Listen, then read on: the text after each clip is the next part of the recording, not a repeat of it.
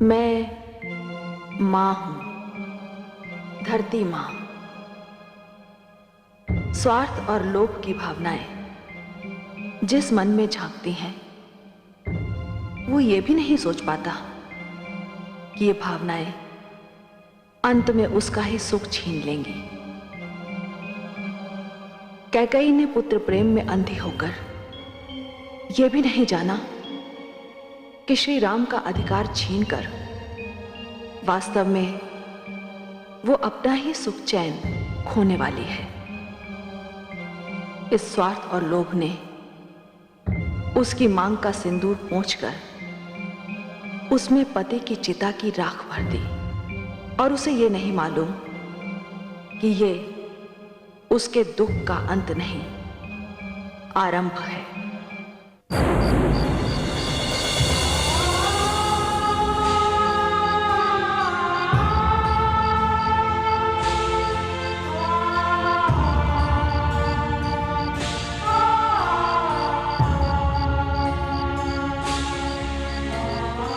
हे स्वामी, हे नाथ, मैं जानती हूं मैंने अक्षम्य अपराध किया है। मैं तो आपसे क्षमा भी नहीं मांग सकती। आप तो क्षमा की सीमा से बहुत दूर चले गए। चिता की इस अग्नि ने आपके मृत शरीर को जलाया है, किंतु मैंने तो आपके जीवन में ही आग लगा दी। मैंने तो इन्हीं हाथों से अपनी मांग का सिंदूर उजाड़ दिया।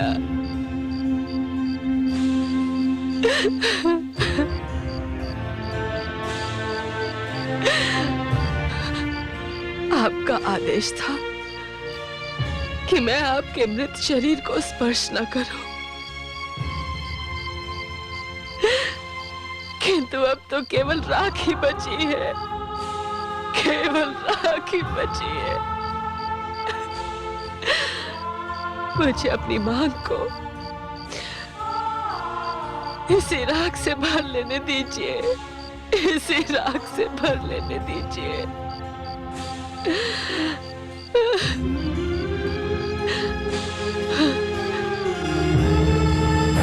रुक जा।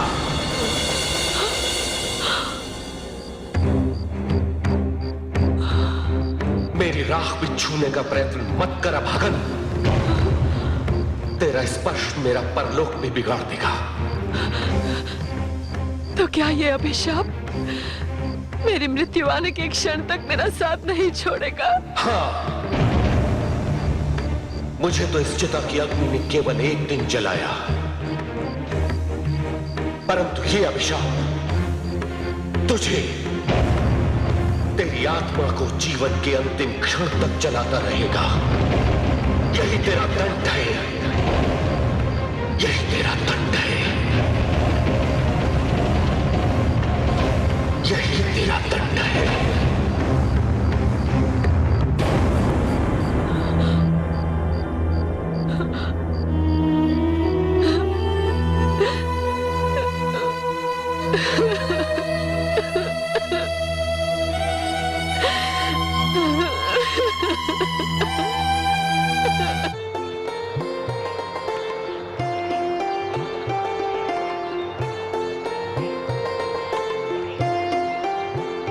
लीजिए देवी, हम प्रयाग आ पहुंचे, जो तीर्थों का राजा है। कितना अनुपम दृश्य है ये, मानो स्वर्ग धरती पर उतर आया हो। सब कहते हैं जल का कोई रंग नहीं होता, किंतु मुझे तो इस जल में रंग ही रंग दिखाई दे रहे हैं। इन रंगों का कारण है 3 नदियों के जल का संगम। यहाँ गंगा और यमुना मिलती हैं और सरस्वती इनके नीचे छुपी होती हैं। ठीक उसी प्रकार देवी, जिस प्रकार ज्ञान और भक्ति के नीचे विवेक छुपा हुआ होता है। गंगा और यमुना ज्ञान और भक्ति के प्रतीक हैं, और सरस्वती विवेक का। विवेक ज्ञान और भक्ति के नीचे शरण लेता है। भ्राताश्री, गुरुदेव वशिष्ठ कहते थे कि यही ऋषिश्रेष्ठ भारद्वाज का आश्रम भी है। हाँ अनुज, हम उनके दर्शन करने अवश्य चलेंगे।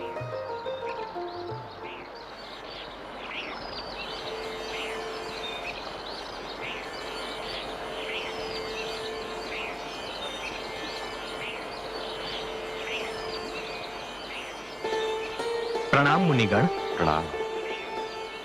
हम ऋषिवर भारद्वाज के दर्शन करना चाहते हैं। उनका आश्रम स्थान कहाँ है?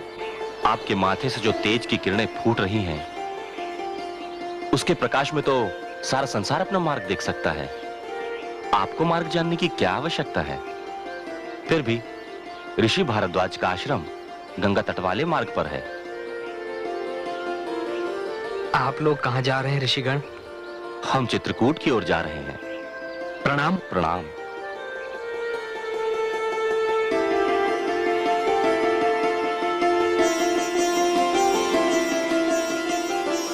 आओ, संगम के इस पवित्र जल से स्वयं को पवित्र कर लें। आओ।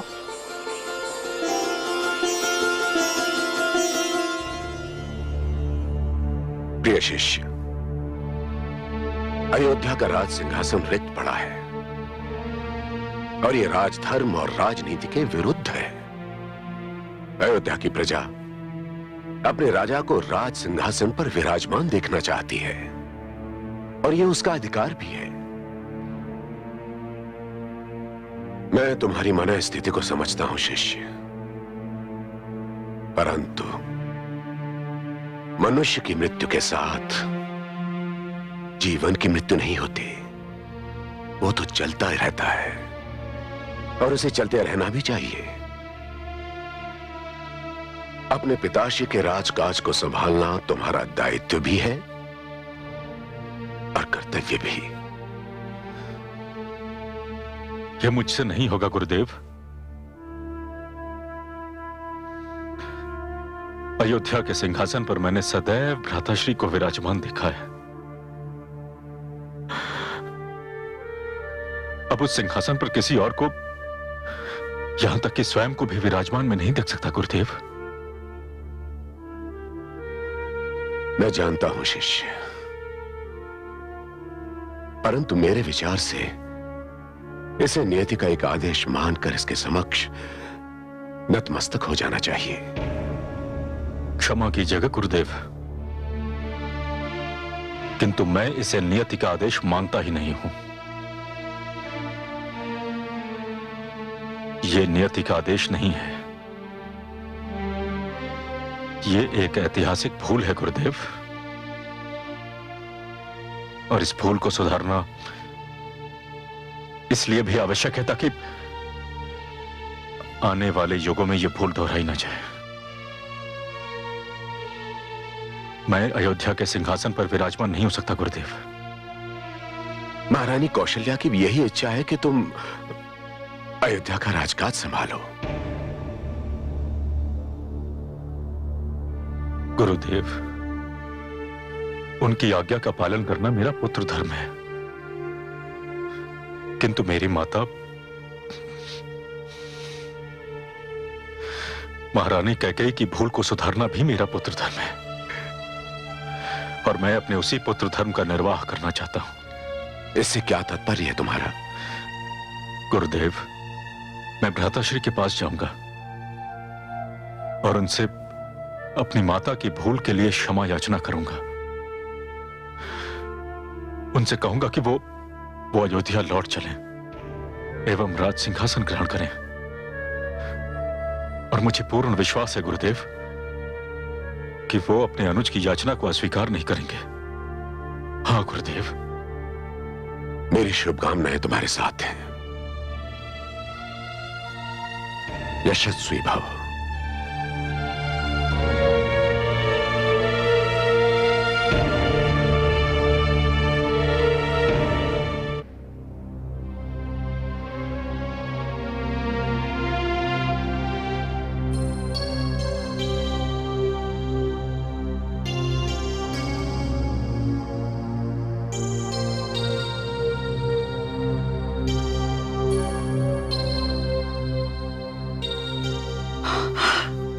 नहीं।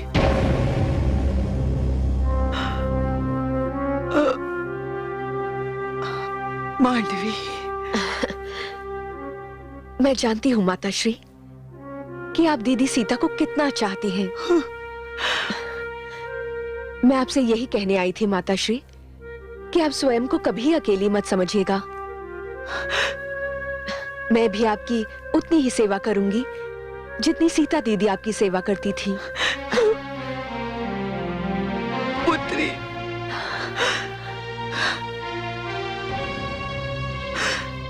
मैंने सोचा कि आप अकेली होंगी, इसलिए मैं आपके पास चली आई माताश्री। मैं अकेली हूं, किंतु इस राजभवन में कोई मुझसे भी अधिक अकेली है। कोई उसकी सुध लेने वाला नहीं। पुत्रवधू, तुम्हें इस समय कैकेयी के पास होना चाहिए था। मुझे उन्होंने ही आपके पास भेजा है माताश्री। वो स्वयं आपके पास आने का साहस न कर सकी। उनके मन पर बहुत बड़ा बोझ है कि भ्राता राम और दीदी सीता को उन्होंने आपसे अलग किया है। बावली है वो,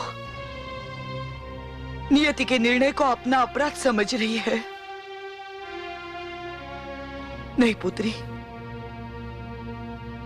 तुम कैकेयी के पास जाओ। वो इस समय जिस स्थिति से निकल रही है वो मृत्यु से भी अधिक कष्टदायी है। जाओ पुत्री, उससे कहो कि मैं अपने पुत्र राम की सौगंध खाकर कहती हूं कि उसके प्रति मेरे मन में तनिक भी मैल नहीं है। देखो पुत्री, अभी कैकेयी के प्रति भरत का क्रोध समाप्त नहीं हुआ है। मैं किसी न किसी ढंग से भरत को मना लूंगी, किंतु कैकेयी को समझने वाला कोई नहीं है। मुझे वचन दो, तुम कैकेयी का ध्यान रखोगी।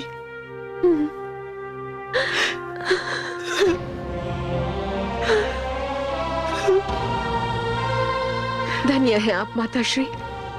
इतने दुख और कष्ट सहने के उपरांत भी आप अपने परिवार की एकता को नहीं भूली।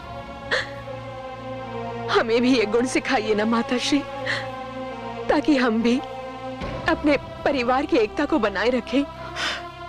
मुझे तुमको कुछ सिखाने की आवश्यकता नहीं है पुत्री। जानकी और उसकी बहनों को देखते ही मैं जान गई थी कि रघुकुल की एकता की रीति आगे ही बढ़ेगी। देखो ना, संकटों के होते हुए भी हम सब एक हैं। किसी के मन में किसी के प्रति कोई बैर नहीं, कोई कटुता नहीं। माताश्री,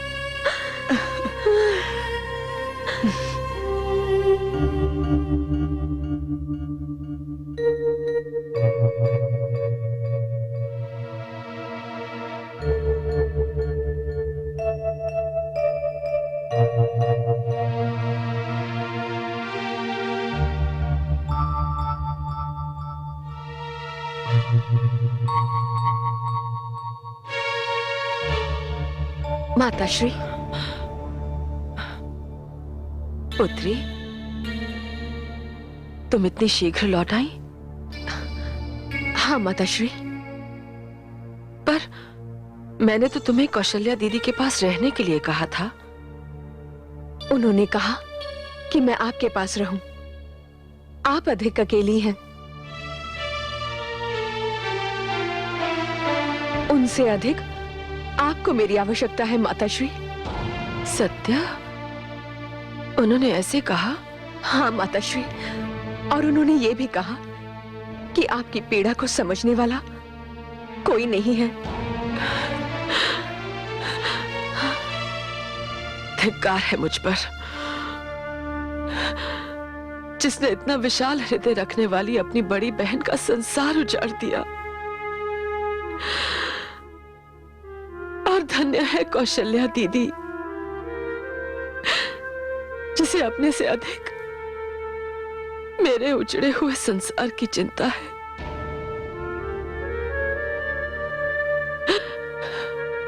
पुत्री, क्या मैं कभी उनसे आंख मिला पाऊंगी? क्या मैं अपने माथे पे लगे इस कलंक को कभी धो सकूंगी? माताश्री, मत रोइए।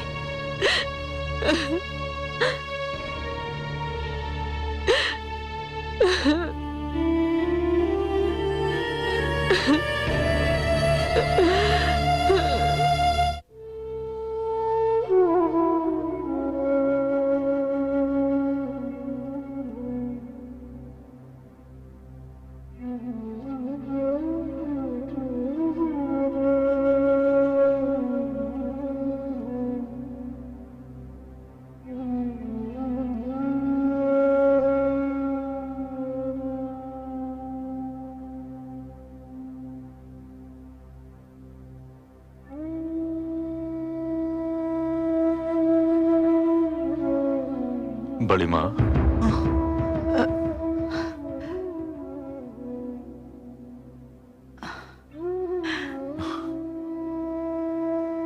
प्रणाम बड़ी माँ। यशस्वी भव। मैंने सुना है तुम्हें अयोध्या के राज सिंहासन पर बैठने में संकोच हो रहा है। संकोच का तो प्रश्न ही नहीं माता। मुझे तो अयोध्या के राज सिंहासन ग्रहण करने का अधिकार ही नहीं है। तुम्हें किसी ने बताया नहीं कि मेरी इच्छा क्या है? मुझे बताया गया माताश्री। तो फिर? माता, मैं आपसे एक अनुमति मांगने आया हूं। कहो।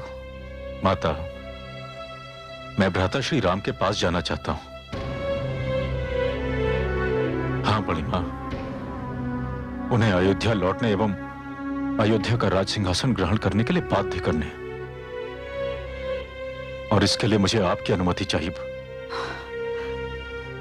मुझे अनुमति देने में कोई संकोच नहीं है पुत्र,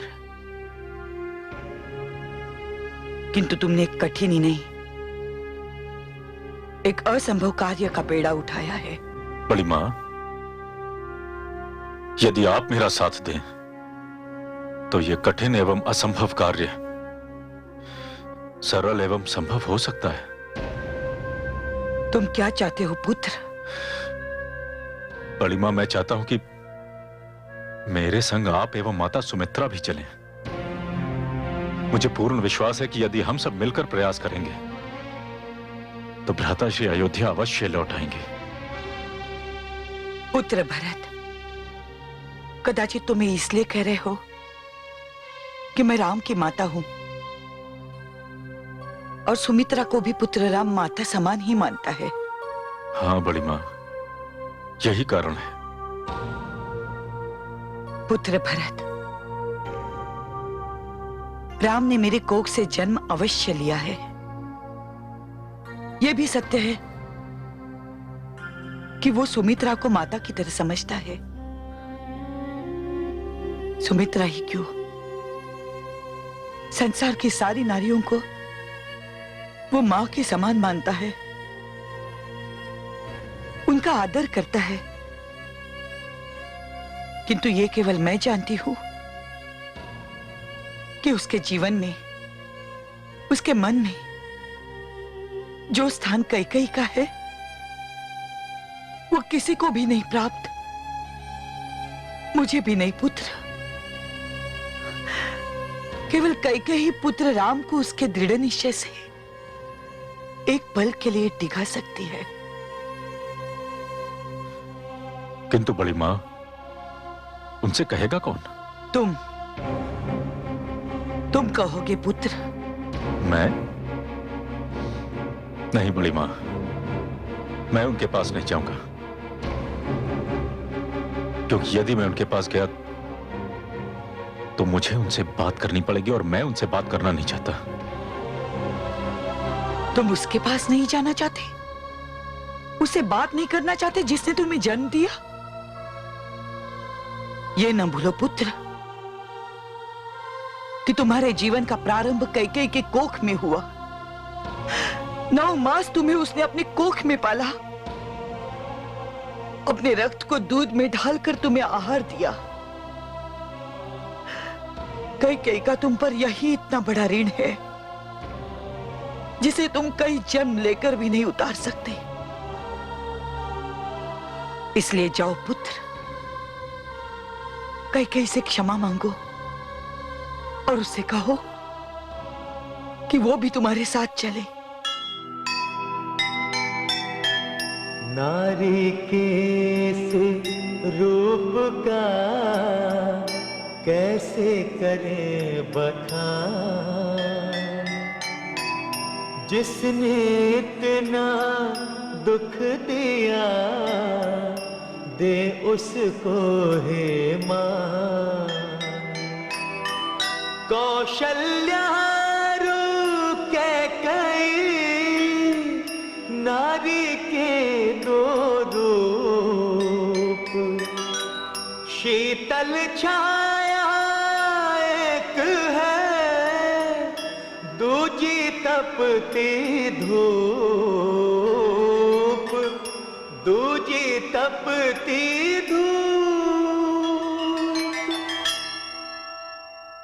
जीव ज्ञान ब्रह्म ज्ञान अथ श्री